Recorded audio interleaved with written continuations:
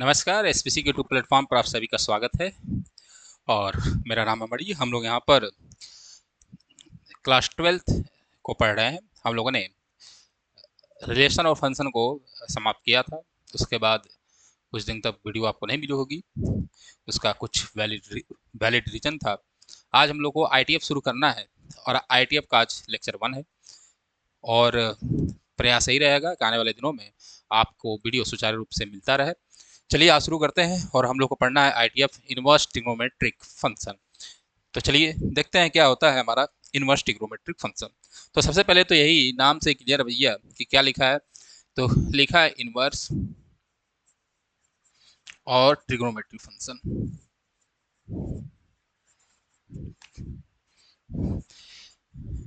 तो सबसे पहले यही इसका मतलब क्या हुआ कि ट्रिग्नोमेट्रिक फंक्शन के इनवर्स के बारे में हमको पढ़ना है।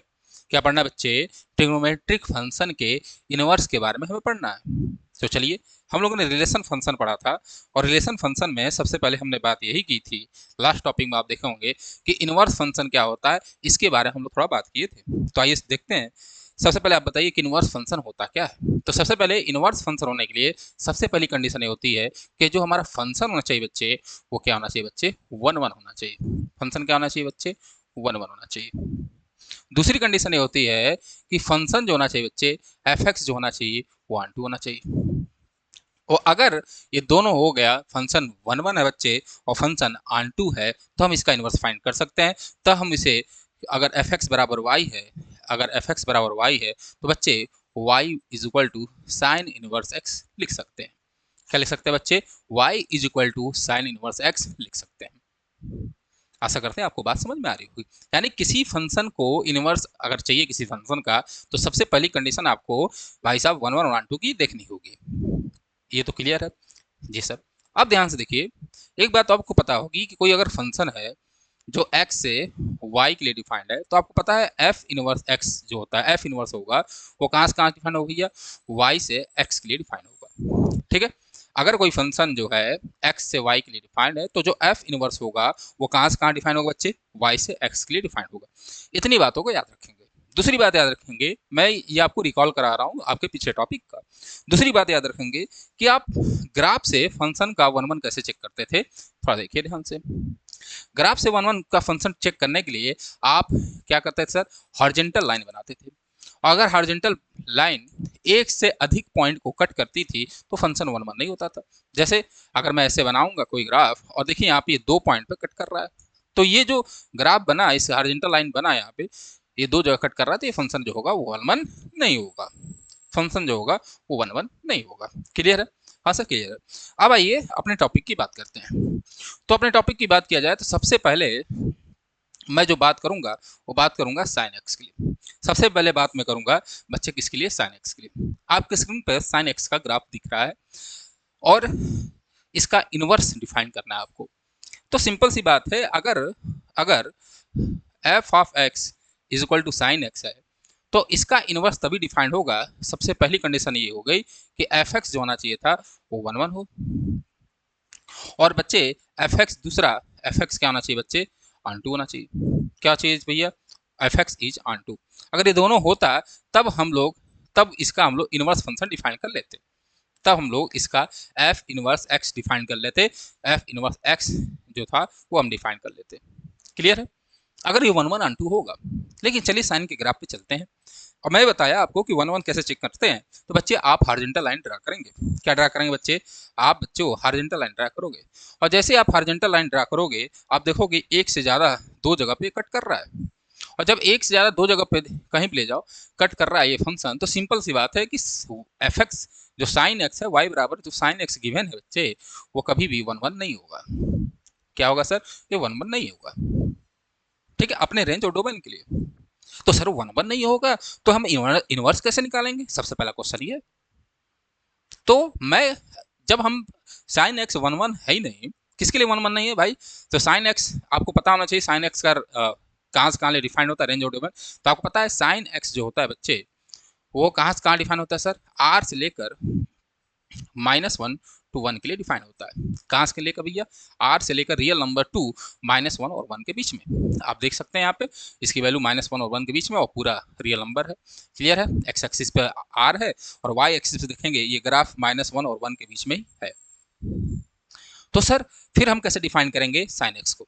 तो चलो इसी बात को तो हमें सीखना है, इसी बात को सीखने के लिए आप यहाँ आए हैं।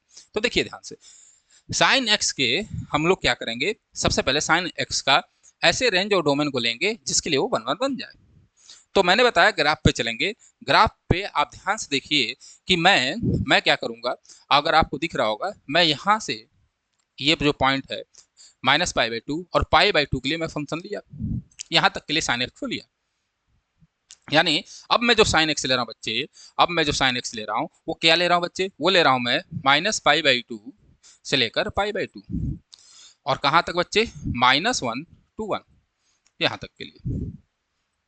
अब मैं जो फंक्शन ले रहा हूँ बच्चे ये ले रहा हूँ। तो आप देखिए ध्यान से -π/2 और π/2 के लिए जो ग्राफ है बच्चे, ग्राफ जो है वो क्या 1 1 है, हाँ सर 1 1 है। अगर आप इन यहीं के लिए हॉरिजॉन्टल लाइन बनाएंगे, देखिए ध्यान से हॉरिजॉन्टल लाइन जब बनाते जाएंगे तो सिंपल सी बात है ये एक से अधिक पॉइंट पर कट नहीं हो रहा है, और जब कट नहीं हो रहा है तो सिंपल सी बात है कि ये 1 1 है। सिमिलरली अगर आप -π/2 के लिए डिफाइन करेंगे फंक्शन को तो इसकी वैल्यू -1 और 1 के बीच में ही होगी, और जब होगी तो ऑन2 भी होगा। यानी कि अगर मैं साइन एक्स को ऐसे डिफाइन कर दिया तब साइन एक्स क्या होगा बच्चे, साइन एक्स जो होगा वो 1 1 भी होगा और ऑन2 भी होगा। क्या होगा सर, 1 1 भी होगा और ऑन2 भी होगा। और जब साइन एक्स यहाँ के लिए 1 1 और ऑन2 है तब इस फंक्शन के लिए जो मैंने यहाँ पे लिखा है मेरे बच्चे, इतनी अच्छी बात लिखी है मैंने कि साइन एक्स जो मैंने डिफाइन किया बच्चे वो सच दैट, कहाँ से लिए बच्चे, -π/2 टू π/2 से लेकर, थोड़ा मैं इधर लिख देता हूँ। तो साइन एक्स को मैं अब डिफाइन किया हूँ -π/2 π/2 से लेकर कहाँ तक बच्चे, -1 to 1। क्लियर है। अब इसके लिए इनवर्स एग्जिस्ट करेगा बच्चे, इसके लिए इनवर्स एग्जिस्ट करेगा क्योंकि अब ये 1 1 हो गया, ऑन2 हो गया। और जैसे ही इनवर्स एग्जिस्ट करेगा तो साइन इनवर्स लिखने का हमारा तरीका ऐसे होता है भाई साहब, ये होगा और इसकी रेंज और डोमेन चेंज हो जाएगी। अब ये हो जाएगा बच्चे -1 2 से लेकर कहाँ तक बच्चे, -π/2 से कहाँ तक बच्चे, π/2 तक। ठीक है, ये मिला हमको। यानी अब साइन इनवर्स एक्स जो है डिफाइंड हुआ, लेकिन कैसे डिफाइंड हुआ आपके आंखों के सामने है। अब जो साइन इनवर्स एक्स होगा वो -1 क्लोज इंटरवल -1 to 1 से लेकर -π/2 π/2 के लिए डिफाइंड हुआ। कितनी बात समझ में आ रही है? हाँ सर। कुछ बच्चे को मन में ये क्वेश्चन उठेगा, क्या सर केवल हम इसी के लिए ले सकते थे? नहीं सर, आप कोई भी डिफाइन कर ले, आप यहाँ से यहाँ के लिए भी डिफाइन कर सकते थे। कहाँ से कर सकते? तो आप साइन एक्स सच दैट, ठीक है, π/2 से 3π/2 और इसकी वैल्यू भी देखिए यहाँ से 1 है और इधर -1 है, कहाँ तक जाती है भाई साहब, -1 to 1। इसके लिए साइन क्या होता है सर, 1 1 होता है। सिमिलरली अगर मैं ये वाला ब्रांच ले लेता, कौन सा, 3π/2 π/2, तो इसके लिए भी सर 1 1 और ऑन2 होता, तो साइन इनवर्स एक्स डिफाइंड होता। तो साइन इनवर्स एक्स जो होगा ये इन सारे ब्रांच के लिए डिफाइंड है। किस किस ब्रांच के लिए डिफाइंड है सर? सर -π/2 π/2 के लिए, फिर सर π/2 3π/2 के लिए, फिर सर 5/2 और 7π/2 के लिए। और इधर चलेंगे, इधर के लिए डिफाइन करोगे तो भैया -π/2 से लेकर -3π/2 से लेकर π/2, इसके लिए डिफाइन, इसके लिए डिफाइन होगा। रेंज में आप देखोगे साइन एक्स के रेंज में कोई तकलीफ नहीं है क्योंकि साइन रेंज का है, रेंज जो है -1 to 1 है। यानी साइन इनवर्स एक्स जब डिफाइंड होगा तो यहाँ तो सर -1 to 1 होगा, डोमेन जो होगा उसका वो -1 to 1 होगा, लेकिन क्या उसके रेंज में चेंज हो सकता है? हाँ सर, -π/2 π/2 भी हो सकती थी, ये भी हो सकती थी, ये भी हो सकती थी, ये भी हो सकती थी।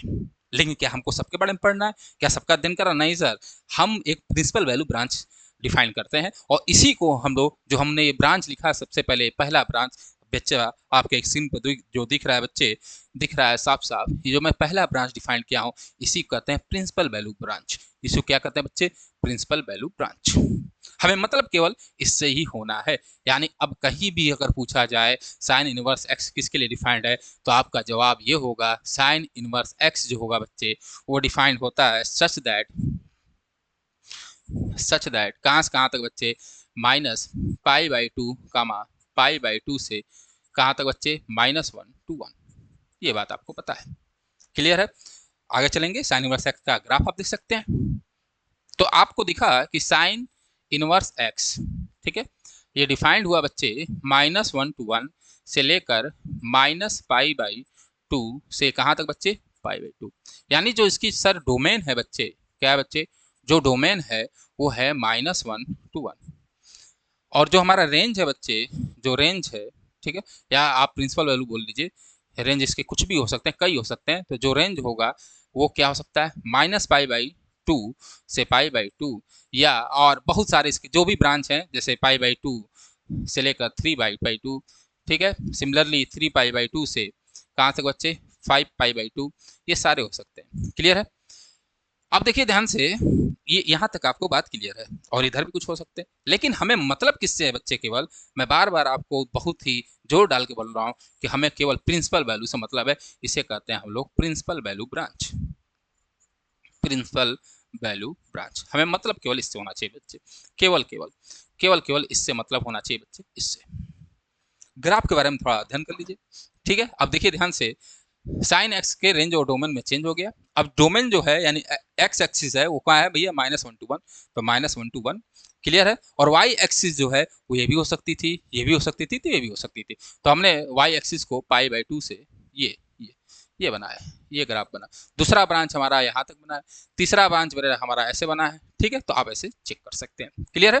तो this is the graph of sine inverse x. लेकिन हमें किस ग्राफ से मतलब होना चाहिए, सर जो ये बना है केवल इससे मतलब होना चाहिए, ये जो पॉइंट बना है केवल इससे मतलब होना चाहिए, ठीक है। और आपको भी पता होगा जब इनवर्स का ग्राफ बनाते हैं, अब इतना थोड़ी बहुत बात जान लीजिए, जब भी किसी कोई फंक्शन है और उसका इनवर्स का आप ग्राफ बना रहे हैं, तो y बराबर x एक्सिस एक लाइन खींचिए, ठीक है। जैसे मानो, यार बता देता हूँ यार, क्या करूँ, जैसे मानो मैं इसको लेता हूँ, ठीक, मानो साइन इनवर्स एक्स का आपको ग्राफ बनाना था, तो आप क्या करिए भाई साहब, एक लाइन ले लेता हूँ मैं, सेप,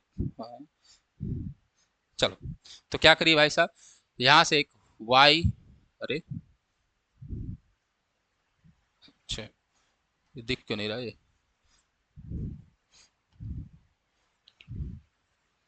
भाई साहब दिख ही नहीं रहा, चलो भाई मैं खुद खींच देता हूँ जब दिख नहीं रहा। तो y ऐसे बना लीजिए, ठीक है। अब इसी का आपको क्या करना है, मिरर इमेज ले लेना है। क्या लेना है सर, मिरर इमेज ले लेना है इसी का। जैसे ही इस ग्राफ का मिरर इमेज लेंगे, आपको साफ साफ दिख जाएगा कौन सा ग्राफ, ये वाला ग्राफ। या एक्स एक्सिस और वाई एक्सिस को चेंज कर दीजिए, तब भी ग्राफ बन जाएगा। तो आपको ये बात क्लियर हो गई, हमने साइन इनवर्स एक्स को बहुत प्यारे और अच्छे तरीके से डिफाइन किया, ठीक है। इसको बहुत अच्छे से आप याद रखेंगे। अरे अरे अरे अरे, ये क्या हो रहा है भाई, चलो, आप इसको बहुत प्यारे तरीके से ध्यान रखेंगे, दिमाग में अपने बसा लेंगे, क्लियर है बच्चे। ये हमने साइन इनवर्स एक्स के लिए डिफाइन किया, कोई दिक्कत नहीं सर, आगे बढ़े, हाँ सर आगे बढ़िए। आज ही आगे आगे हम चलते हैं, चर्चा करते हैं कॉस इनवर्स कॉस एक्स के लिए। तो फिर वही बात, कॉस एक्स भी सर अगर लाइन आप हॉरिजॉन्टल खींचिए, सब में वही काम लगाइए। अगर आप लाइन हॉरिजॉन्टल खींचेंगे मेरे बच्चे, तो आपको साफ साफ दिखेगा कि ग्राफ जो है दो जगह कट करेगा। वैसे के लिए एक यहाँ भी कट करेगा, भाई इसे खींच दो लाइन, तो कट कर रहा है, कट कर रहा है, ठीक है। तो आप क्या करिए, डिफाइन करिए जिसके लिए फंक्शन क्या हो जाए, 1 1 हो जाए। तो हमें पता है जो कॉस एक्स होता है, कॉस एक्स होता है वो कहाँ से कहाँ के लिए डिफाइन होता है सर, वो डिफाइन होता है आर से लेकर -1 to 1 के लिए, क्लियर है भाई। कॉस एक्स भी जो डिफाइन होता है कहाँ से कहाँ लिए होता है, आर से लेकर -1 to 1 के लिए डिफाइन होता है कॉस एक्स भी, क्लियर है। अब देखो ध्यान से, अगर कॉस एक्स को हमको 1 1 बनाना है, तो अपने दिमाग में सोचो हम किस पॉइंट को ले लें, किस ब्रांच को लें। तो मैं क्या किया, कॉस एक्स को 1 1 बनाना था, तो मैंने ये वाला ग्राफ लिया, दिख रहा है भाई, हाँ सर, ये वाला ग्राफ, ठीक। तो मैं अब कॉस एक्स को डिफाइन कर रहा हूँ, कॉस एक्स सच दैट, अभी तक आर था, अब मैं ले रहा हूँ 0 से पाई, ठीक है। और कहाँ तक बच्चे, -1 to 1। अब इसके लिए जो कॉस एक्स होगा वो क्या होगा, ये 1 1 भी होगा बच्चे, और क्या होगा बच्चे, और आन टू भी होगा। 1 1 भी होगा बच्चे, और क्या होगा बच्चे, आन टू भी होगा। और जब 1 1 आन टू हुआ तो कॉस इनवर्स एक्स डिफाइन कर सकते थे आप।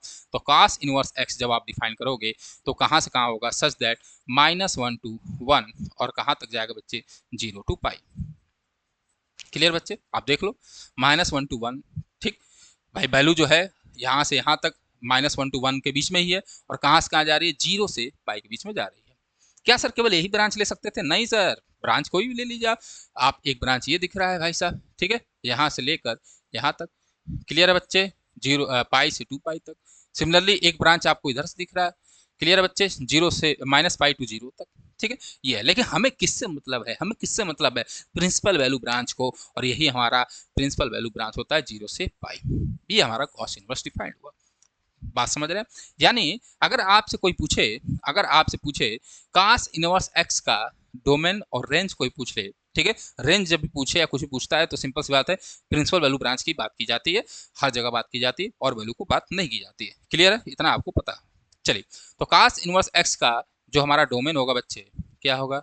जो डोमेन होगा अब होगा -1 to 1, और जिससे जो इसका रेंज होगा, रेंज जो होगा वो क्या होगा बच्चे? 0 से पाई। जो रेंज होगा वो क्या होगा? 0 से पाई। आशा करते हैं बात आपको समझ में आ रही होगी। यानी ये सब छोटी छोटी बातें आप दिमाग में बैठा लेंगे। सिमिलरली ग्राफ देख लेंगे आप, एक्सिस चेंज हो जाएगा। आपको पता है एक्स एक्सिस अब क्या हो गई, क्योंकि कॉस इनवर्स एक्स जो है बच्चे, कॉस इनवर्स एक्स जो है -1 to 1 से लेकर कहाँ तक डिफाइंड हुआ बच्चे? 0 से पाई तक, ठीक है, यहाँ तक डिफाइंड है। क्लियर है? तो भाई जो एक्स एक्सिस है वो -1 to 1 के बीच में हो जाएगी। क्लियर है? और ये जो है पूरा आपका जो बना लीजिए आर। अब देखिए ये 0 से पाई के लिए डिफाइंड है, तो this is the graph of cos inverse x. इसको मैं दूसरे पेन से थोड़ा बना दूं। ये जो ग्राफ बना, ये बना कॉस इनवर्स एक्स के लिए, ठीक है, कॉस इनवर्स एक्स के लिए। किस ब्रांच के लिए बना भैया? 0 से पाई के लिए। बाकी और ब्रांच के लिए बना है, उससे हमें मतलब होना भी नहीं चाहिए, और आपको मतलब रखना भी नहीं है मेरे लाल, मतलब रखना भी नहीं। चलो आगे बढ़े। सिमिलरली आप अगला देख लो। अगला हमारा क्या है देखते हैं। अगला हमारा कोसेक एक्स है। अगला हमारा क्या है? कोसेक एक्स है। अब देखिए कुछ लोग मन में यहाँ इधर आ जाए, एक बात और क्लियर कर लें। कोई ग्राफ एक खोल लेता हूँ मैं। कुछ लोग के मन में आ रहा है सर यहाँ आपने -पाई/2 और पाई/2 क्यों नहीं ले लिया? अरे मेरे लाल, कुछ लोग मन में आ सकता है, डाउट आ सकता है। अगर मैं यहाँ से -पाई/2 पाई/2 के लिए लेता कॉस एक्स का ग्राफ, तो सिंपल सी बात है 1/1 नहीं होता भाई, 1/1 ही नहीं होता। क्लियर है? कुछ लोग कहेंगे सर पाई/2 से 3पाई/2 ले लो, तब भी 1/1 नहीं होता। कुछ लोग कहेंगे सर पाई/2 से पाई तक ले लो ना, कुछ लोग भी कर सकते हैं भाई, करने के लिए कुछ वो भी कर सकते हैं, ठीक। तो भाई इसके लिए 1/1 है, लेकिन मैक्सिमम कैपेसिटी आपको देखनी है, तो 0 से पाई के लिए चलेंगे बात। क्लियर? जी सर। आगे बढ़ते हैं, और हम लोग बात कर रहे थे कोसेक एक्स के लिए। चलो भाई कोसेक एक्स को देखते हैं। कोसेक एक्स किसके लिए डिफाइंड होता है? सबसे पहली बात ये लिख लीजिए। तो ध्यान से देखिए, कोसेक एक्स जो होता है, मैं कहाँ लिख दूँ? यहाँ लिख देता हूँ।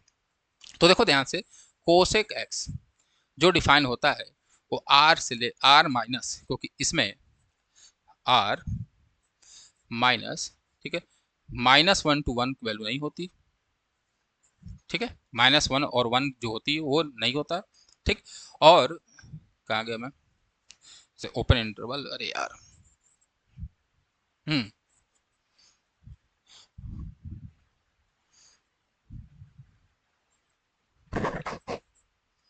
ठीक है, आर से लेकर आप अगर देखेंगे कि कोसेक एक्स किसके लिए डिफाइन है, सबसे पहली बात हम लोग ये देख लिया जाए, ठीक है। अब देखो ध्यान से, कोसेक एक्स किसके लिए डिफाइन होता है, ये बात क्लियर होना चाहिए। तो आप देखो कोसेक एक्स जो है आर के लिए पूरे आर पे है, लेकिन आप देखिएगा तो कोसेक एक्स जो है आर, अरे यार क्या लिख रहा था मैं, हाँ मैं इनवर्स का लिख रहा हूँ। तो कोसेक एक्स जो है आर -0, क्योंकि इसमें 0 वैल्यू नहीं आएगी। आप देखो, आप देखिए ये 0 है, 0 पे अनडिफाइंड हो जाएगा कोसेक एक्स। क्यों हो जाएगा 0 पे? क्योंकि हमें पता है कोसेक एक्स बराबर क्या होता है, 1/sin x, और साइन 0 वैल्यू 0 होती है, तो 1/0 जो होगा वो क्या होगा, अनडिफाइंड होगा। तो r माइनस आप 0 कर लीजिए, यहाँ तो कोई दिक्कत नहीं सर, हमें कोई दिक्कत नहीं है, होना भी नहीं चाहिए। और जो इसकी रेंज होती है, अगर आप देखेंगे इसकी रेंज जो है वो आप देखिए पूरा आर आ रहा है, लेकिन आप देखेंगे -1 और 1 के बीच की वैल्यू नहीं आ रही है। तो आर आ रहा है, लेकिन -1 ओपन इंटरवल -1 और 1 के लिए वैल्यू नहीं आ रही है। क्लियर है? अब देखो हमें कोसेक एक्स का इनवर्स डिफाइन करना है। क्या डिफाइन करना है? इनवर्स। आओ देखते हैं इनवर्स कैसे डिफाइन करेंगे, ठीक है। मैं अब कोसेक एक्स को डिफाइन करता हूँ, क्योंकि हमें भाई 1/1 चाहिए था, तो मैं ये पूरा ग्राफ ले नहीं सकता था, क्योंकि 2 जगह कट कर देगा। ये पूरा ग्राफ लोगे तब भी 2 जगह कट करेगा। सिमिलरली अगर केवल इसको लोगे तब भी कट करेगा। तो मैंने क्या किया, मैं इसको डिफाइन कर रहा हूँ -पाई/2 ये दिख रहा है ध्यान से, बोलो भाई दिख रहा होगा, हाँ सर, से लेकर कहाँ तक, π/2 के लिए मैं इसके बीच में डिफाइन कर रहा हूँ। और जीरो पे ये जो होता है अनडिफाइंड होता है। तो मैं अब क्या कर रहा हूँ, कोसेक कोसेक एक्स को मैंने डिफाइन किया कहाँ से कहाँ तक भैया, -π/2 से लेकर π/2। साथ में इसमें से एक भाई हमारे सिंगलटन जीरो हट जाएंगे। क्यों हट जाएंगे, क्योंकि भाई जीरो पे ये अनडिफाइंड होता है कोसेक एक्स। ठीक है, 2। अब देखो ध्यान से, मैंने ये लिया, तो अब देखो यहाँ से यहाँ के लिए वैल्यू ये ऐसे जा रही है। क्लियर है बच्चे। और जैसे ही हम लोग π/2 के लिए वैल्यू चलेंगे तो कुछ ऐसे आ रही है। ठीक है, तो आप देखेंगे आर है लेकिन कौन नहीं है भैया, कौन नहीं है, -1 to 1 नहीं है इसमें। आर है लेकिन हमारे पास -1 to 1 नहीं कि भाई, इसीलिए डिफाइंड नहीं है। तो मैंने क्या किया, -1 to 1 घटा दिया। क्लियर है बच्चे, हाँ सर, यहाँ तक हमें कोई दिक्कत नहीं है। इसके लिए 1 1 होगा। ये जो ग्राफ बना बच्चे, ये और ये केवल ग्राफ है, कोसेक एक्स का ग्राफ ये बना, इसके लिए 1 1 होगा। होगा, हाँ सर होगा। तो जब 1 1 होगा तो कॉसेक इनवर्स एक्स हम लोग डिफाइन कर सकते हैं। क्या डिफाइन कर सकते थे बच्चे, कॉसेक इनवर्स एक्स डिफाइन कर सकते थे। अब ये पलट जाएगा, ये हो जाएगा r -1 to 1। ठीक है, और कहाँ तक जाएगा, अरे यार, और कहाँ तक जाएगा, ये जाएगा -π/2 से π/2, और इसमें से केवल आपको क्या घटाना है, -0, सिंगलटन जीरो। यानी अब जो कोसेक इनवर्स एक्स का जो डोमेन हुआ बच्चे, क्या हुआ बच्चे, जो डोमेन हुआ वो होगा r minus open interval -1 to 1। और जो हमारा रेंज होगा बच्चे, रेंज होगा वो होगा कैसे, -π/2 से π/2। ठीक है, ठीक है, यही जो रेंज मैं बार बार लिख रहा हूँ, ये प्रिंसिपल वैल्यू ब्रांच का रेंज लिख रहा हूँ। बाकी और भी कोई ब्रांच आप ले सकते थे, एक ब्रांच ये ले सकते थे यहाँ से यहाँ तक के लिए, एक आप ये भी ले सकते थे, ये और फिर ये ले लेते, तब भी होता। ठीक है, तब भी होता, लेकिन मेन ब्रांच की बात करनी है तो मैं प्रिंसिपल वैल्यू ब्रांच की बात करूंगा। इसको दिमाग में बैठा लेंगे, रेंज -0, या जीरो घटाना भूल गया, सिंगलटन जीरो। क्लियर बच्चे, जीरो नहीं हो सकता उसके रेंज में। आगे बढ़ते हैं। इसी तरह ये कॉसेक इनवर्स एक्स का ग्राफ बना हुआ है। ठीक है, आप देख लेंगे, ये है, ये हमारा जो मेन ग्राफ बना है, ये हमारा बना किसका, कोसेक इनवर्स एक्स का ग्राफ। ये हमारा ग्राफ है कोसेक इनवर्स एक्स का ग्राफ। ठीक है, एक मिनट,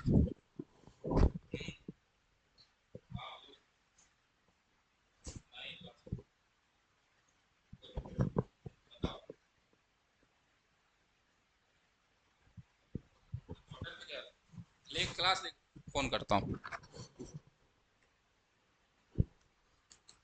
हाँ भाई, कहाँ था मैं, हाँ, तो ये हमारा ग्राफ बन गया।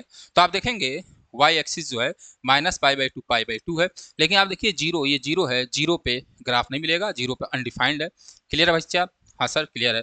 और आप देख लीजिए रेंज, सॉरी डोमेन देख लीजिए, तो डोमेन ये है, और -1 से 1 के बीच में फंक्शन जो है क्या है, अनडिफाइंड है, ये आपको दिख रहा होगा। चलिए आगे बढ़ते हैं।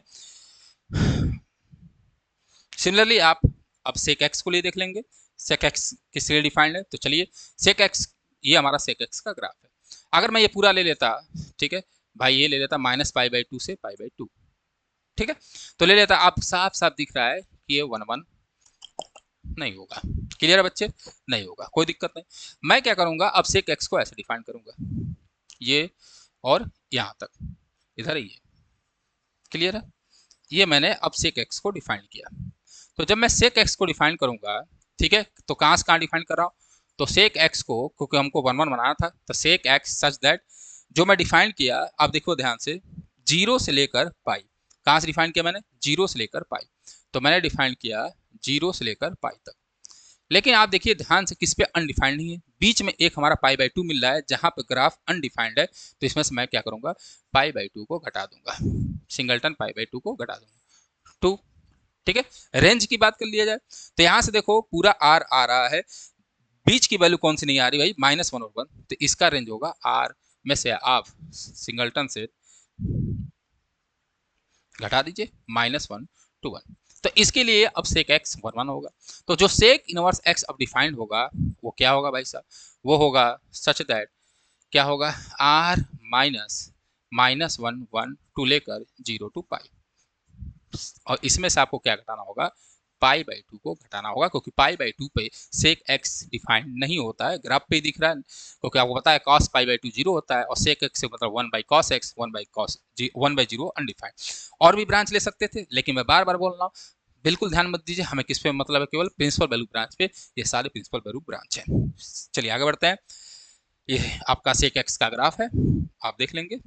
चलिए अब देखते हैं हम लोग टेन इनवर्स एक्स, ये हमारा टेन एक्स है। तो चलो सबसे पहले टेन एक्स को देखा जाए कि किसके लिए डिफाइंड हो सकता है। तो टेन एक्स तो भाई ये साफ साफ डिफाइंड है, देख रहे हो देख रहे हो देख रहे हो, कहाँ से कहाँ के लिए, माइनस पाई बाई 2 और पाई बाई 2 के लिए। तो टेन एक्स को मैं डिफाइन कर रहा हूँ, ध्यान से देखेंगे, such that open interval minus pi by 2 से पाई बाई 2। ओपन क्यों लिया सर, क्योंकि हमें पता है पाई बाई 2 पर अनडिफाइंड होगा, ये जाकर इन्फिनिटी पे मिल रहा है, भाई कहीं टच तो कर नहीं रहा है, और यहाँ पाई बाई 2 पे भी कहीं टच नहीं कर रहा है, क्लियर है। से लेकर आर, क्योंकि इसमें सारे रियल नंबर आ रहे हैं, आप देखो सारे रियल नंबर आ रहे हैं कि नहीं आ रहे हैं, हाँ सर आ रहे हैं, कोई दिक्कत नहीं। तो बस इसके लिए 10x 1 1 होगा, भाई आप ग्राफ बना लो इस किलो ब्रांच के लिए 1 1 होगा। और अगर आप ये और ये ले लेते तो 1 1 नहीं होता, सिंपल सी बात है। तो इसके लिए क्या होगा, 1 1 होगा। तो जो 10 इनवर्स x अब डिफाइंड होगा वो कैसे डिफाइंड होगा, सच दैट पलट जाएगा R2 minus pi by, open interval है भाई साहब, ध्यान रखना है, पाई बाई 2, यानी इसका जो रेंज है 10 इनवर्स एक्स का रेंज है वो क्या होगा बच्चे, माइनस पाई बाई 2 से पाई बाई 2, और डोमेन जो होगा वो आर होगा, डोमेन जो होगा आर होगा। थोड़े बात को समझना है, मेरी भावनाओं को आप समझेंगे, बहुत आगे जाएंगे। चलिए आगे बढ़ा जाए। आज ये 10 इनवर्स एक्स का ग्राफ है, माइनस पाई बाई 2, क्योंकि अब इसका देखेंगे साफ साफ, माइनस पाई बाई 2 और पाई बाई 2 ये, सॉरी ठीक है, इसके लिए क्या है भाई साहब, डिफाइंड है, क्योंकि अब इसका रेंज जो होगा इसी के बीच में होगा, क्लियर है। और ये पूरा आर आपको दिख रहा होगा। चलिए आगे बढ़ते हैं, क्योंकि जल्दी जल्दी कवर करना है, आईटीएफ भी बहुत बड़ा है, बहुत क्वेश्चन है इसमें। आगे बढ़ते हैं, कॉट एक्स, चलो कॉट एक्स की भी चर्चा कर लिया जाए। हाँ तो देखो कॉट एक्स को मैं कैसे डिफाइन करता हूँ, आप ग्राफ पे देख लो।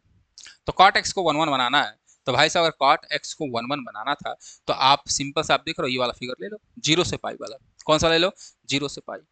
तो मैंने कॉट एक्स को डिफाइन किया क्या भैया, 0 से पाई, ठीक है। अब देखो ध्यान से, मैं इसको कहाँ गया भाई, 0 से पाई लिया। अब देखो 0 पे अनडिफाइंड है, अब देखिए 0 पे क्या है भाई साहब, अनडिफाइंड है, क्योंकि कहीं भी टच नहीं कर रहा है, और पाई पे भी क्या है भाई, अनडिफाइंड है। तो इसलिए मैंने क्या लिखा है यहाँ पे, ओपन इंटरवल है। ओपन इंटरवल का मतलब आप लोग समझते ही होंगे, आशा करते हैं। से लेकर कहाँ तक है भैया, कॉट एक्स, आप देखो ये पूरा आर मिल रहा है हमको, पूरा रियल नंबर पूरा आर। तो सिंपल सी बात है, जो कॉट इनवर्स एक्स होगा बच्चे, वो क्या हो जाएगा भाई, आर से लेकर 0 टू पाई, ये ओपन इंटरवल है, यानी इसका जो रेंज होगा, जो रेंज होगा ठीक है, वो होगा 0 टू पाई, ठीक है। और जो उसका डोमेन होगा वो होगा आर। तो सिंपल सी बात है, मैंने आपको ten inverse x, sign inverse x, cos inverse x सबको डिफाइन करना बहुत प्यार से सिखा दिया है, उसको बहुत अच्छे से आप देख लेंगे, क्लियर है। हाँ सर हमें कोई दिक्कत नहीं है। चलो ये कॉट इनवर्स एक्स का ग्राफ था। अब आते हैं हमारे समरी पे, बस आज के चैप्टर में इसी को समझना है, सारे क्वेश्चन लग गए, जय हिंद जय भारत हो गया। तो चलो भाई, तो मैं यहाँ पे लिखता हूँ फंक्शन, ठीक है बच्चे, और यहाँ पे मैं डिफाइन करूंगा डोमेन, और ये हमारा होगा रेंज। ये रेंज जो मैं लिख रहा हूँ प्रिंसिपल वैल्यू ब्रांच का है, और इसी से मतलब होना चाहिए प्रिंसिपल वैल्यू, ठीक है, ब्रांच का। तो बस हमें मतलब क्या होना चाहिए, मैं बार बार बोल रहा हूँ आपको, मतलब केवल इससे होना चाहिए, ये हमने डिफाइन कर लिया। तो चलो भैया, पहला मैंने फंक्शन लिया साइन इनवर्स एक्स। तो साइन इनवर्स एक्स का ध्यान से हर एक भावनाओं को मेरी समझना है। अब जो डोमेन होगा वो क्या होगा भाई साहब, -1 to 1, क्लियर है। और रेंज जो होगा वो क्या होगा भाई, -π/2 से लेकर π/2। इसको दिमाग में बहुत अच्छे से बैठा लेंगे। चलो भैया, दूसरा cos इनवर्स एक्स, अब इसका डोमेन जो होगा वो भी होगा -1 to 1, क्लियर है। लेकिन इसका जो रेंज होगा वो होगा 0 से पाई, यहाँ तक कोई दिक्कत नहीं सर। तीसरा हम डिफाइन करते हैं कोसेक इनवर्स एक्स को, कोसेक इनवर्स एक्स को, क्लियर है, कोसेक इनवर्स एक्स। तो कोसेक इनवर्स अब का डोमेन जो होगा वो होगा रियल नंबर में से आपको -1 और 1 को घटाना होगा, क्लियर है। और जो ये होगा वो होगा -π/2 से π/2, ठीक है, ये तो होगा, लेकिन इसमें से एक व्यक्ति को घटाना पड़ेगा। वो व्यक्ति कौन है? कौन है भाई साहब? जीरो को हमें घटाना पड़ेगा। इसमें जीरो नहीं हो सकता। क्या नहीं हो सकता भाई साहब? जीरो नहीं हो सकता। क्लियर है? हाँ सर, कोई दिक्कत नहीं। आगे बढ़ते हैं।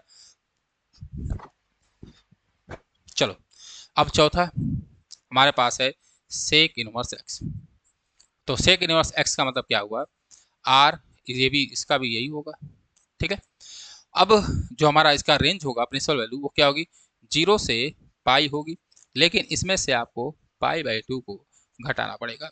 क्यों? क्योंकि पाई बाई टू जो होता है वो अनडिफाइंड होता है। ठीक है, pi cos pi by two पे अनडिफाइंड होगा, तो हटाना पड़ेगा। अब आते हैं पांचवा, टेन इनवर्स एक्स। तो टेन इनवर्स एक्स का रेंज आर ही होगा, रियल नंबर, और जो डोमेन होगा वो open interval minus pi by two से पाई बाई टू होगा। क्लियर है? हाँ सर।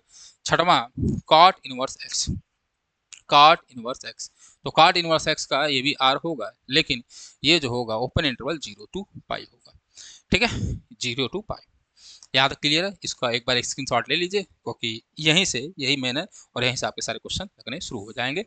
चलिए, अब हम लोग आगे बढ़ते हैं और देखते हैं। आइए, अब देखिए हमारे सामने कुछ क्वेश्चन है। उस क्वेश्चन से पहले थोड़ी बहुत बातें, एक दो बात आप जान लीजिए। चलिए, ध्यान देना है। एक चीज याद रखेंगे कि कोई अगर फंक्शन है, ठीक है, ठीक है, अगर कोई फंक्शन है एफ इनवर्स, और आप एफ ऑफ एक्स कर रहे हो, ठीक है, ये कर रहे हो, क्लियर है? तो ये एक्स तभी आएगा, ध्यान समझना है, ये एक्स कभी आएगा जब एक्स जो होगा उसका जो रेंज है उसमें बिलोंग करेगा, यानी उसके रेंज में बिलोंग करेगा, तभी बात बनेगी। ठीक, नहीं तो नहीं होगा। इसको बहुत दिमाग से अपने बात में याद रखना है। इसकी वैल्यू तभी एक्स आएगी जब एक्स बिलोंग करेगा किसमें? रेंज में। क्लियर है? अब देखो ध्यान से, हमें क्वेश्चन चलते हैं और ये बात आप बहुत अच्छे से याद रखेंगे। जैसे सबसे पहला करा find the principal value of the following. तो पहला हमारे पास है बच्चे क्या? Sine inverse minus one by two. ठीक, जब भी आपको आईटीएफ का क्वेश्चन दिखे मेरे बच्चे, जब भी आपको आईटीएफ का क्वेश्चन दिखे, तो आप एक बहुत ही धुआंधार चीज अपने दिमाग में घुसा लेना। वो घुसाना क्या है? जब भी कुछ दे तो उसको इनवर्स फंक्शन दे तो उसको थीटा मान लो, सबसे पहला काम। तो मैंने ले लिया दिस बराबर थीटा, पहला क्वेश्चन। तो यहाँ से क्या होगा? माइनस वन बाई टू बराबर होगा साइन थीटा। क्या होगा भाई साहब? साइन थीटा होगा। बोलो भाई साहब, होगा? हाँ सर, यहाँ तक हमें कोई दिक्कत नहीं है। ठीक, यहाँ से माइनस वन बाई टू हमें पता है कि किसकी वैल्यू है, तो ये वैल्यू है भाई साहब sine minus pi by six की। भाई sine minus pi by six जो होता है वो माइनस वन बाई टू ही होता है। बोलो भाई साहब। हाँ सर, बराबर आया साइन थीटा। तो थीटा बराबर हमारे पास होगा माइनस फाइव बाई सिक्स। ठीक है, क्या होगा? Minus five by six. अब देखो कि ये माइनस पाई बाई सिक्स, क्योंकि साइन इनवर्स है, और साइन इनवर्स जो है वो डिफाइन किसके लिए होता है? वो डिफाइन होता है माइनस पाई बाई टू से किसके लिए बच्चे? पाई बाई टू के लिए। ठीक है, जो इसकी रेंज है, जो प्रिंसिपल वैल्यू है, वो ये होती है। तो चेक करो, क्या minus pi by six, minus pi by six क्या इस रेंज में है? हाँ सर, इस रेंज में है। तो अगर इस रेंज में है तो इसका यही आंसर हो जाएगा। अगर ये इसी रेंज में है तो इसका आंसर यही हो जाएगा। चले? हाँ सर, यहाँ तक आपको बातें मेरी समझ में आ रही होंगी। चलिए दूसरा क्वेश्चन देखते हैं। Question number two, cos inverse x, और ये है रूट थ्री बाई टू। तो अब इसको डायरेक्ट भी लगा सकते थे, तो मैं इसको लिख सकता हूँ कास इनवर्स, ठीक है, रूट थ्री बाई टू को। ठीक है, ये तो मैंने बता दिया आपको कि अगर आपके एग्जाम में आ जाए तो ऐसे लगाइए। ठीक है, आपको करना क्या है, देखिए ध्यान से, बहुत आसान है ये। तो रूट थ्री बाई टू, आप बताइए, इसको मैं लिख सकता हूँ कॉस, क्योंकि इनवर्स था और कॉस में ही एफ एक्स बना लूँ मैं। तो कॉस यहाँ भी होगा पाई बाई सिक्स। क्लियर है? हाँ सर, यहाँ तक हमें कोई दिक्कत नहीं।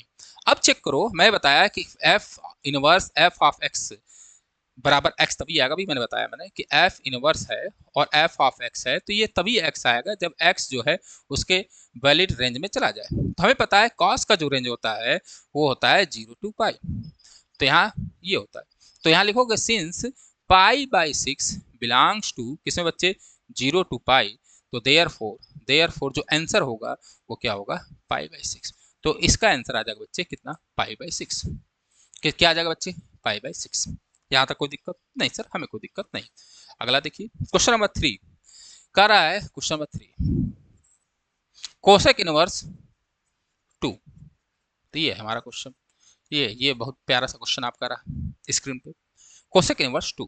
तो आप देखो कोसेक इनवर्स 2 किसकी वैल्यू होती है, तो मैं इसको लिख सकता हूँ कोसेक इनवर्स, ठीक है, 2 को मैं लिख सकता हूँ कोसेक, कोसेक पाई बाय 6, ठीक है। पाई बाय 6 का मतलब समझते ही होंगे 30 डिग्री, ठीक है भाई। कॉस 30 की वैल्यू कितनी होती है, 2 होती है। कोई दिक्कत नहीं सर, हमें कोई दिक्कत नहीं। अब देखो हमें पता है कि जो कॉस इनवर्स एक्स है वो किसके लिए डिफाइन होता है भाई साहब, वो डिफाइन होता है माइनस पाई बाई 2 से पाई बाई 2 के लिए। लेकिन इसमें एक लोग नहीं होंगे, वो कौन नहीं होंगे बच्चे, जीरो नहीं होगा, उस पर डिफाइन नहीं होता।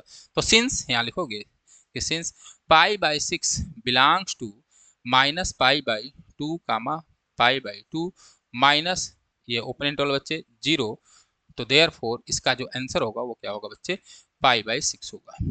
इसका आंसर क्या होगा बच्चे, पाई बाई 6 होगा। क्लियर है, हाँ सर, यहाँ तक हमें कोई दिक्कत नहीं है, होना भी नहीं चाहिए। चलो आगे देखा जाए, अगला क्वेश्चन, क्वेश्चन नंबर 4। चलो, तो हमारे पास है tan inverse minus root 3। Clear है बच्चे, हाँ सर, यहाँ तक कोई दिक्कत नहीं होना चाहिए।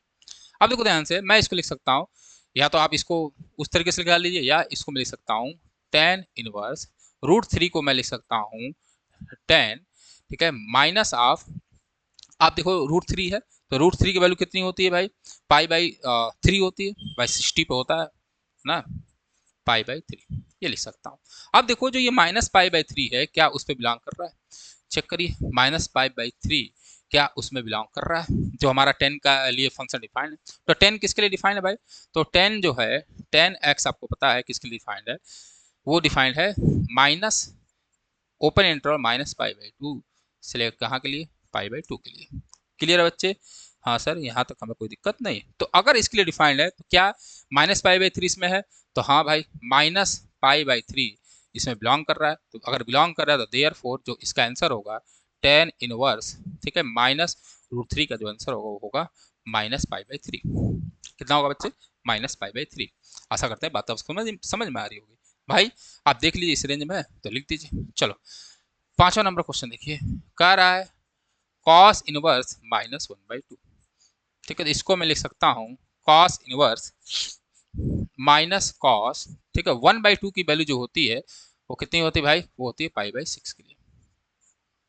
क्लियर बच्चे, ये हमारे पास है, तो ये है माइनस कॉस पाई बाई 6। अब देखो ध्यान से, अगर आप चेक करोगे, अगर आप चेक करोगे तो जो इसका रेंज होता है, ठीक है भाई, अगर मैं माइनस पाई बाई 6 लिख देता तो क्या ऐसा ही होता, इसको पहले देख लो, ठीक है, अगर मैं ऐसा लिखता तो क्या ऐसा ही होता।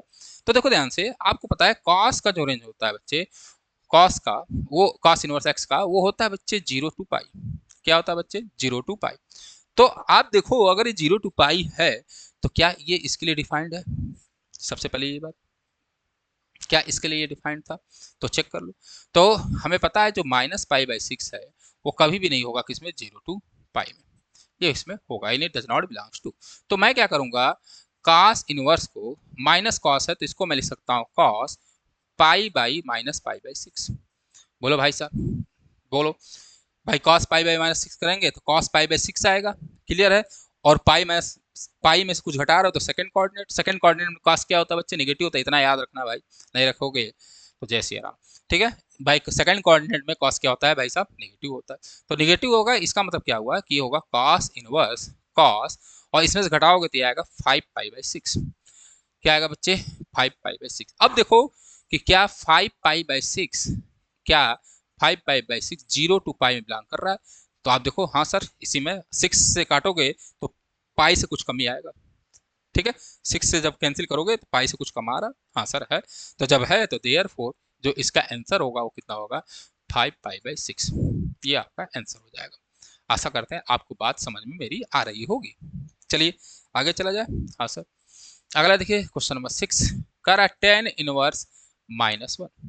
तो मैं इसको लिख सकता हूँ टेन इनवर्स, ठीक है, टेन ऑफ या -10 पाई बाई 4। बोलो भाई साहब, लिख सकता हूँ, हाँ सर, ये डिफाइंड होगा। तो टेन इनवर्स, इसको मैं लिख सकता था 10 - पाई बाई 4। हाँ सर, बिल्कुल लिख सकता था, कोई दिक्कत नहीं सर, कोई दिक्कत नहीं है। इसके लिए बिल्कुल लिख सकता था मैं।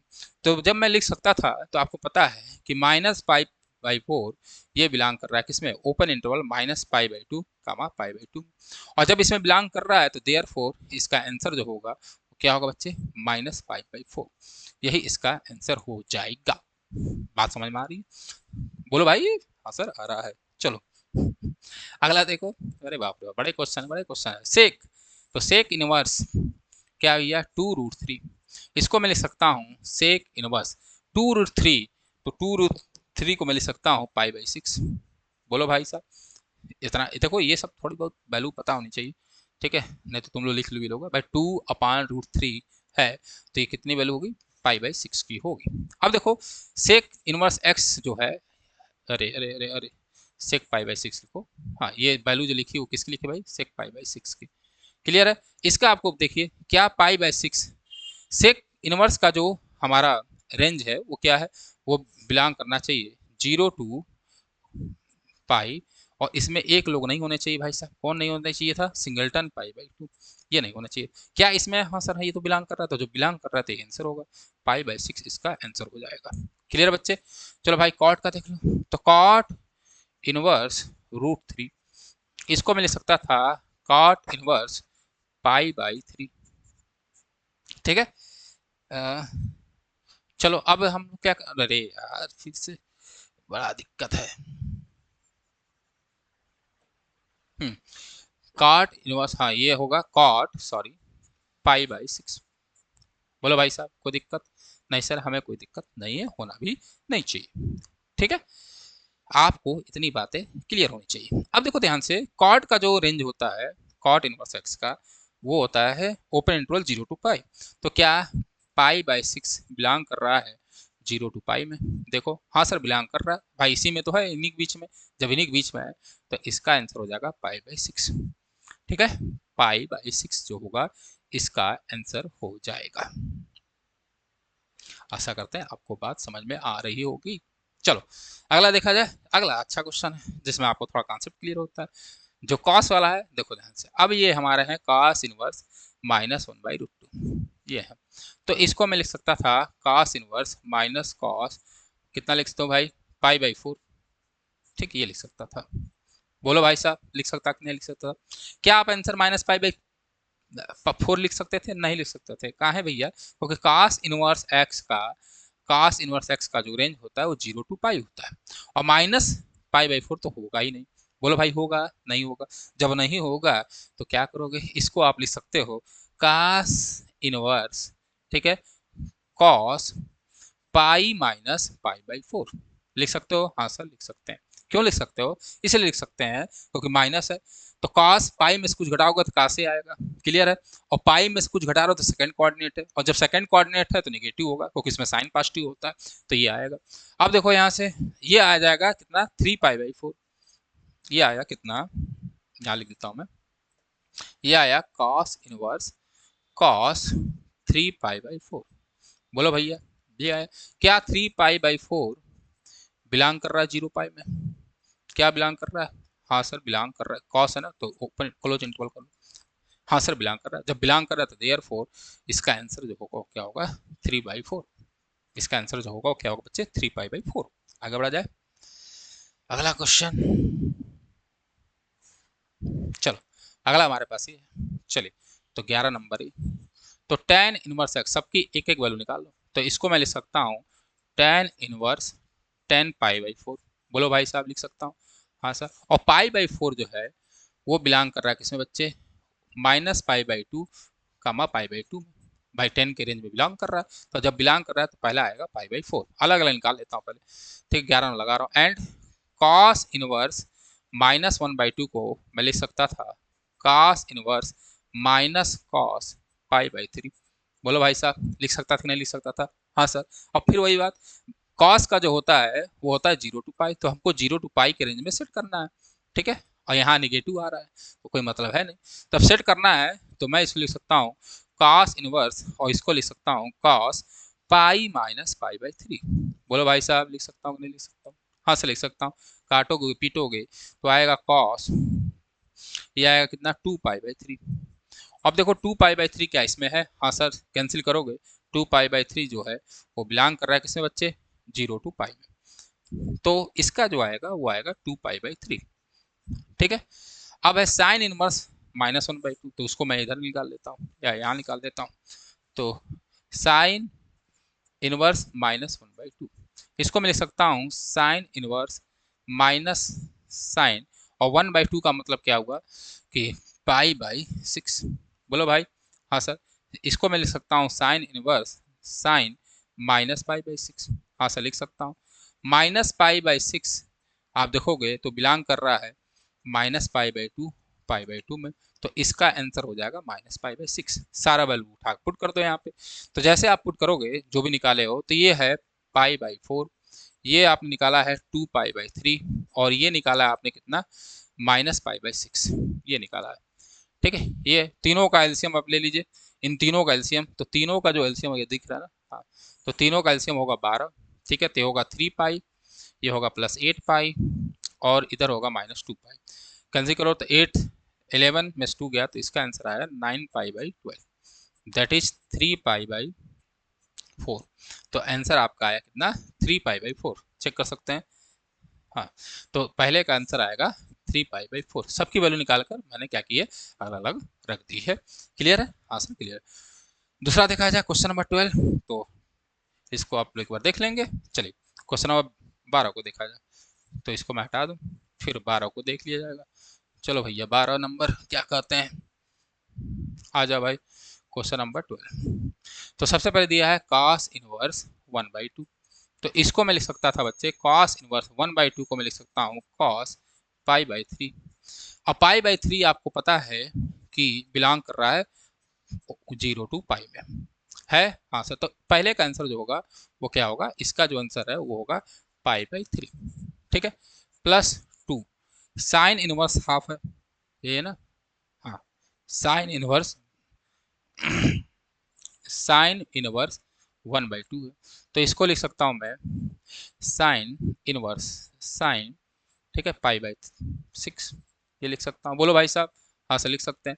और π/6 आपको पता है, π/6 है वो बिलोंग करता है -π/2 से π/2 में। तो जब बिलोंग करता है तो काम खत्म है, तो इसका ये होगा। तो यहाँ होगा 2π/6, ये भी π/3 आएगा, जोड़ दो दोनों को तो आएगा 2π/3, ये आंसर आएगा। तो 12 का आंसर जो आ रहा है वो आ रहा है 2π/3। आगे बढ़ा जाए। अगला देखिए, कह रहा है इफ साइन इनवर्स x बराबर y, तो देन हमें पता है साइन इनवर्स x का जो रेंज होगा, जो y है, ठीक है, इसकी वैल्यू कितनी आ रही है बच्चे, y आ रही है, बराबर कितने आ रहा है y। तो y कहाँ से कहाँ हो सकता है सर, y को बिलोंग करना चाहिए -π/2 से लेकर π/2 के। अगर इसमें बिलोंग कर रहा है, इसका मतलब क्या हुआ कि -π/2 से बड़ा या बराबर होगा y, और छोटा होगा या बराबर होगा π/2 से। तो भाई इसका आंसर कौन है भाई साहब, B. B is the right answer. आगे बढ़े, क्वेश्चन नंबर 14 को देखा जाए। कह रहा है tan इनवर्स √3, तो इसको मैं लिख सकता हूँ tan इनवर्स √3 को मैं लिख सकता हूँ tan, ठीक है, π/3। बोलो भाई लिख सकता हूँ। हाँ सर बिल्कुल लिख सकता हूँ। तो यहाँ से आ जाएगा ये π/3, क्योंकि π/3 जो है वो बिलोंग करेगा किसमें बच्चे, -π/2 से π/2 में। बोलो भाई साहब। हाँ। तो ये हो गया, इसकी वैल्यू आ गई π/3। अगला देखते हैं, हमारे पास है सेक इनवर्स -2, तो इसको मैं लिख सकता हूँ सेक इनवर्स माइनस सेक, ठीक है, 2 है, 2 है, तो सेक 2 जो होगा वो होगा किस पे, π/6 पे, सॉरी π/3 पे। ये किस पे होगा बच्चे, π/3 पे। क्लियर बच्चे। हाँ, इसको मैं लिख सकता था सेक इनवर्स, अब आपको बातें समझ में आ गई होगी, सेक पाई माइनस π/3 लिख सकता हूँ कि नहीं, क्योंकि भाई क्योंकि ये जो है 0 to पाई में नहीं जाएगा, निगेटिव है, तो आप पाई माइनस π/3 करेंगे तो फिर वही बात हो जाएगा, सेक पाई माइनस थीटा, पहले सेक थीटा होगा और फिर वही साइन जो होता है वो पॉजिटिव होता है तो सेक नेगेटिव होगा। क्लियर है। तो ये आएगा कितना भाई, सेक इनवर्स, और जैसे घटाओगे 3 पाई में से π/3, तो ये आएगा बच्चे सेक 2π/3। शायद यही आ रहा, हाँ सर यही आ रहा। ठीक, जैसे आएगा 2π/3 देख लो उसके रेंज में है, तो 2 पाई 3 बिलोंग करेगा, बिलोंग कर रहा है बच्चे, किसे बिलोंग कर रहा है बच्चे, तो 0 2 पाई, और इसमें कौन नहीं होता बच्चे, केवल -पाई/2 नहीं होता सेक के रेंज में, तो हाँ से बिलोंग कर रहा है, तो इसका होगा 2 - 2 पाई/3। घटा दो, जोरो घटाओगे तो -पाई/3 इसका आंसर आ रहा है, कहीं ऑप्शन में है, हाँ सर है, तो इसका आंसर हो जाएगा -पाई/3। चलिए आगे बढ़ा जाए, अगला खत्म और पैसा हजम। तो आपको इतनी बातें जरूर पढ़ लेनी चाहिए, ठीक है, यहाँ तक आपने कंप्लीट कर लिया। कल हम लोग और अच्छे से डिटेल में अध्ययन करेंगे। मेन जो है आपका, मेन जो है इसको आप याद कर लीजिएगा, इसको याद कर लिया तो लाइव सिंगल वाला आईटीएफ आपका समाप्त हो गया, आईटीएफ में कुछ नहीं करना है, ठीक है, अगर इसको पढ़ लिया तो ठीक है, इस बात को दिमाग में डाल लें, ठीक है। तो आईटीएफ का कल हम लोग लेक्चर 2 लेकर आएंगे, जिसमें हम लोग जो हमारी अगली एक्सरसाइज है, एक्सरसाइज 2.2, उसको पूरा कंप्लीट करेंगे। तो आज के लिए बस इतना ही। जय हिंद, जय भारत।